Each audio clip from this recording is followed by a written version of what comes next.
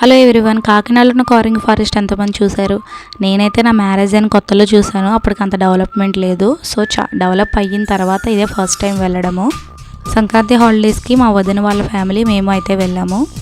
చాలా అంటే చాలా మారిపోయింది. అప్పుడు వాటర్ కూడా దొరికేది కాదు. ఇప్పుడు క్యాంటీన్స్ ఉన్నాయి. ఇప్పుడైతే బాగా డెవలప్ చేశారు. స్నాక్స్ ఉన్నాయి, పిల్లలు ఆడుకోవడానికి గేమ్స్ అవన్నీ చాలా బాగున్నాయి.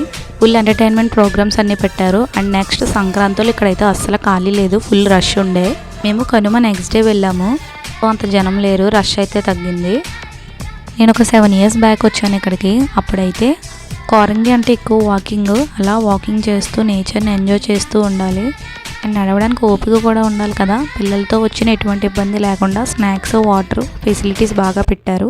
టికెట్ ప్రైజెస్ వచ్చేసి బైక్ 30 రూపీస్, కార్ 50 రూపీస్.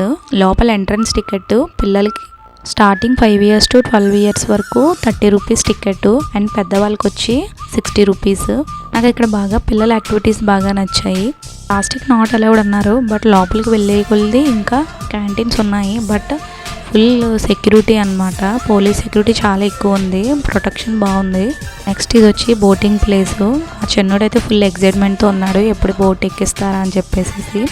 మేమైతే ఆలోచిస్తున్నాము. ఈచ్ 100 రూపీస్ అని చెప్పారు. నాకే భయమేసి ఆలోచిస్తున్నాను. వీళ్ళందరూ అయితే ఫుల్ ప్రిపేర్డ్గా ఉన్నారు. నేను ఫస్ట్ టైం ఎక్కడమో, నాకైతే అలవాటు లేదు.